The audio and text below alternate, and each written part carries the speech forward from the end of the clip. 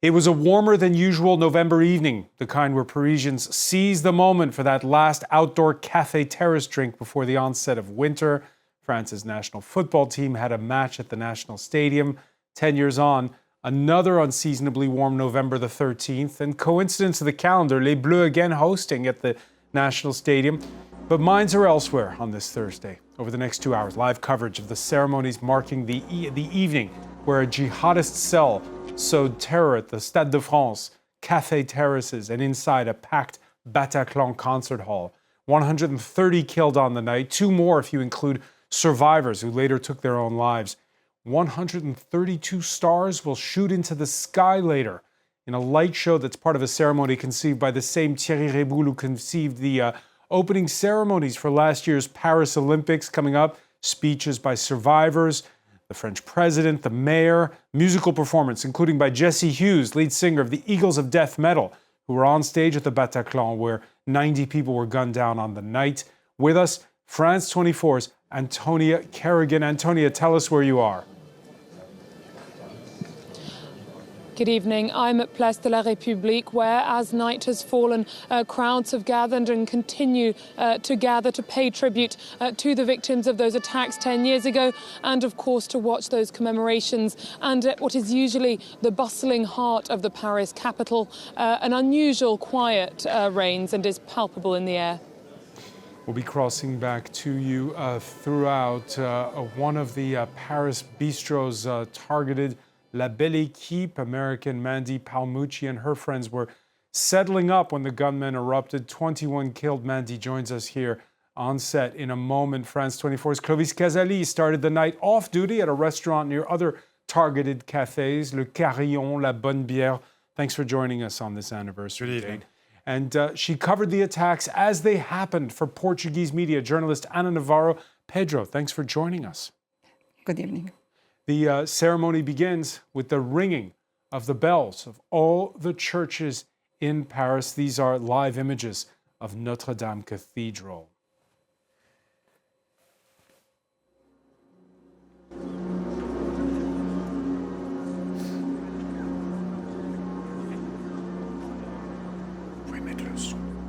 It's been a day of commemorations throughout the city. There were ceremonies that took place earlier in the day.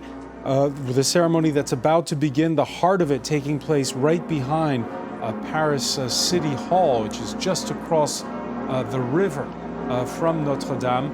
Yeah, the bells ringing at Notre Dame, but again, from the steeples of every church in the French capital for this 10th anniversary. Let's see if we can catch a listen there of those chimes.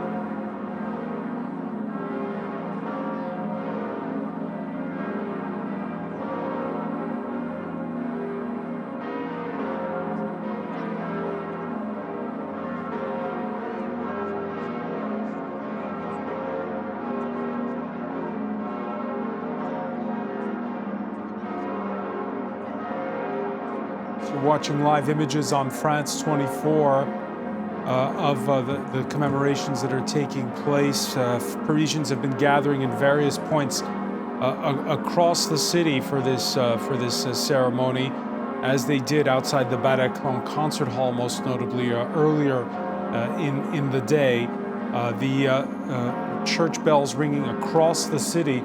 Ceremony beginning. We're going to hear in a moment. We're going to see the tree of justice lit up as the clock strikes 6 p.m. local time. The ceremony, which is taking place outside of the, just across from Notre Dame at Paris Central Courts, the Palais de Justice. Well, joining us here on set is Mandy Palmucci. Thanks for being with us here on France 24. Thank you. You returned to Paris. You live where in California? I split my time between Los Angeles and Chicago, yes. And I have come back every year, minus the two during the pandemic when it wasn't possible. And earlier you were out and about today. Yes, I attended the ceremony at La Belle Équipe this afternoon. And La Belle Équipe, where you were on the night. Yes, yes. It's a commemoration date where we were just talking about it before we came here on set. Anna Navarro, Pedro, you eerily were able to ride the metro. With the last one. While the attacks were still happening. We later learned that two of the jihadists actually took the metro during their attack. And you made it across town, and you were there early enough so that there was this eerie mix of those who were celebrating, because it's Friday night, didn't know what was going on. It was really weird because as I saw a tweet, it was a tweet from a journalist from Le Monde saying there are assaults on terrace in Paris around Bastille. And I just grabbed my gear and I rushed out. I knew it was serious. And couldn't find a cab, so I said, well, metro. And the metro was still running, and it was like a perfect evening.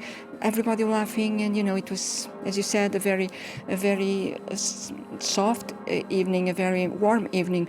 And I arrived at Bastille, and I thought, here must be the police and whatever. No, everything was calm, and you went down to Rue de la Roquette, which is very near to, and Rue de l'Arc, which they are very near afterwards to Belle Équipe, and the kids, because those are cheap bars, the kids were out with their beer, their glass of wine, their drinks, and they were talking, and you couldn't feel the normal laughter, joy evening, but they were there, and they were still, enjoying the evening. They obviously didn't know where to stand.